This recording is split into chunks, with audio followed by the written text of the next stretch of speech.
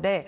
4일부터 지금 일본의 반도체 수출 규제가 시작이 됐고 오늘 또 한일 양자 협의가 열리잖아요. 그런데 러시아 쪽에서 우리 쪽으로 따로 이제 이야기가 전해진 것으로 이미 알려졌습니다. 한 언론 보도에 단독 보도로 이제 나온 이야기가 되겠는데 글쎄요. 지금 사실 반도체 수출 규제에 있어서 러시아가 우리에게 손을 내민 것이 호재냐 혹은 국산화에 대한 수혜주에게는 피해냐. 그러니까 악재냐 이것을 파악해 봐야 될 것 같거든요. 김윤태 전문가님 어떠신가요? 일단 단기적으로는 굉장히 호재예요. 그런데 아직까지 이게 호재다 아니다 결론을 못 내린 게요. 그동안 네. 저희가 반도체 공정에서 대부분 일본 걸 썼어요. 네. 근데 지금 러시아에서 요구하는 건 뭐냐면 일본보다 상당히 품질이 좋다. 고품질의 불화수소다, 불산을 가지고 있다라고 얘기를 하는데요. 네. 이거를 바로 적용을 못 합니다. 자, 소재 변경을 할 경우요. 이제 네. 이게 기존의 메모리 반도체가 타겟이 아니에요. 자, 사실상 비메모리 반도체인데 여기는 누가 동의를 얻어야 되냐면 먼저 네. 그 발주처 팹리스의 동의를 얻어야 돼. 소재 변경에 대해서는. 그리고 이 소재 변경을 하기 위해서는 반드시 두 가지가 중요합니다. 퀄리피케이션, 즉 품질에 대한 테스트. 네. 그 다음에가 릴라이어빌리티 테스트란 말이에요. 얼마만큼 잘 적용이 되는지, 유지가 되는지, 품질이. 이 두 가지 테스트하는데 몇 개월이 걸려요. 이 시간이 걸리고요. 물론 명분이 있습니다. 왜 소재를 변경해야 되지는 그 동의를 할 거예요. 네. 발주처에서. 하지만 이 테스트 결과가 나올 때까지는요. 상당한 시간이 걸립니다. 어차피 지금 수출 제한이 들어가고 있기 때문에 공정이 시일이 걸리는데 여기서 추가적으로 품질 규정과 함께 테스트를 거치게 되면 또 한 번에 이제 계속적으로 좀 기간이 늘어날 가능성이 그렇죠. 있는 거네요. 그렇다고 해도 얘네가 러시아에서 말씀하신 것처럼 말한 것처럼 자기네가 일본보다 더 좋은 품질에 있다. 굉장히 좋은 거예요. 그러면 우리는 왜 수입 다변화를 할 수 있습니다. 그동안은 일본에 매여있지만 자, 그렇죠. 수입 다변화할 수 있기 때문에 그 사이에 우리나라 국내 비중 높이면 돼요. 국내 단기간에 육성이 안 돼요. 우리나라가 불산이 왜 안 됐냐면요. 옛날에 여러분 기억나실 거예요. 한참 전에 불산 누출가스가 사고 났어요. 구미에서. 그때 5명인가 사고가 났었고요. 이게 굉장히 위험합니다. 누출되면 치명적이란 말이에요. 화상을 입을 수 있기 때문에 독성이라. 자, 이게 가장 유명한 사고가 있었어요.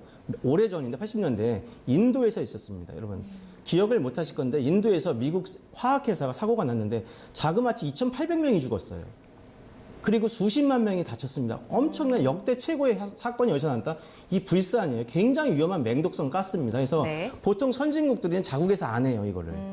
위험하니까 네. 도심 지역에서도 할 수도 없고요. 외곽에 터졌는데 인도에서 나가서 한 건데 우리나라 같은 경우도 구미에서 터져갖고 근로자들이 다쳤는데 그래서 그때부터 사실상 우리나라 불산가스에 대한 거 개발 못했어요. 그럼 일본의 이 불산 같은 경우, 에칭가스 같은 네. 경우에는 미세 공정에 있어서도 경쟁력이 있지만 안전도 보장이 됐던 소재다 이렇게 예, 말씀하시는 그렇습니다. 거기는 거잖아요. 일본 같은 경우는 그 민족성도 있어요. 철저하게 FM대로 따릅니다. 그러니까 독일이나 일본 같은 경우가 기술을 개발할 수밖에 없는 게요. 네. 철저하게 원칙론자들이에요. 그래서 보니까 저먼 테크놀로지 얘기하고 일본의 기술력 얘기하는 게 다 그런적으로 민족성에서 나옵니다. 그래서 철저하게 FM대로 공정을 하고 지키니까 사고가 적어요. 그래서 안전하게 도심에서 떨어져서 관리를 한 거기 때문에 네. 그래서 한국은 이게 네. 기술 개발하는데요. 단기간에 못해요. 그 사이에는 지금 러시아에서 갖고 오는 게 굉장히 도움이 될 거라고 보고 있어요. 단기적으로 러시아 쪽의 공급을 우리가 받아들이게 되면 수혜다. 다만 장기적으로 봤을 때는 뭐 국산화라든지 러시아라든지 시간이 좀 걸릴 수는 있다라고 네. 해석을 해주신 겁니다. 이광무 전문가님, 그러면 지금 네. 그 국산화에 대한 기대감 조금 시일은 걸릴 수 있지만 수혜주로 이미 반영이 되면서 몇몇 종목들이 굉장히 강세였었잖아요. 네. 오늘은 후성 포함해서 살짝 쉬어가더라고요. 이 뉴스를 악재로 받아들인 건가요? 저는 일단은 이 말을 드리고 싶어요. 호재라는 말보다는요. 네. 악재가 아니다.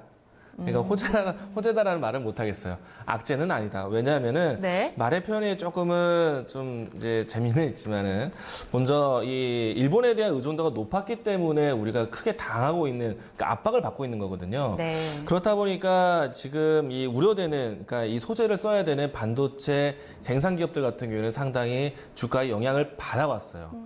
근데 그 받아왔던 영향을 대체 국가를 찾는다라면은 네. 상당히 이 완화될 수 있는 그러니까 호재가 될 수 있는 부분이고요.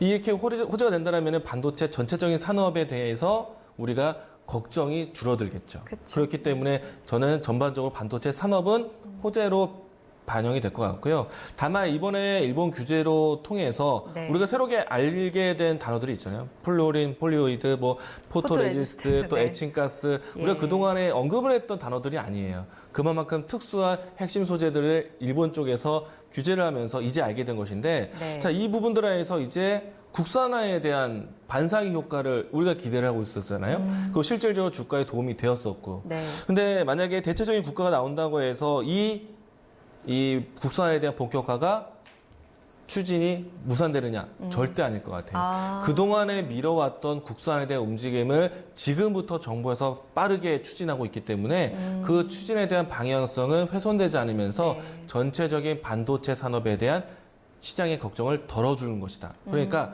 악재가 아니다라고 생각할 수 있는 거죠. 그러네요. 그래서 일단 정부에 대한 위치가 지금 이번에 이 일본에서 수출 규제에 대한 부분들이 나오자마자 정부 예산 집행에 대한 부분들이 나왔어요. 네. 반도체 소재, 반도체 부품, 반도체 장비 회사들에게 R&D 기술부터 해서 생산에 대한 관련된 추경 예산을 매년 1조 원을 투자를 하겠다. 그러니까 전체 6조 원에 대한 예타 면제 사업까지 추진하고 있기 때문에 네. 정부의 입장은 강경하다. 변함없다. 국산화에 대한 본격화에 대한 움직임이 더 빨라질 것이다라고 네. 볼 수 있기 때문에 우선은 불안할 수 있었던 반도체 산업에 대해서 예. 긍정적으로 바꾸는 뉴스라고 생각되기 때문에 예. 저는 악재가 아니다. 아니다. 예, 이야기 드리겠습니다. 네, 그러네요. 후성은 쉬어갔지만 또 월덱스나 SKC, 솔믹스 같은 경우에는 또 올라왔기 때문에 이광무 전문가님의 시각 역시도 같이 좀 체크 필요하겠습니다. 국산화로의 수혜주들에게도 악재가 아니고 일본 반도체 수출 규제에 있어서도 안심할 수 있는 뉴스다. 이렇게 답이 나오네요.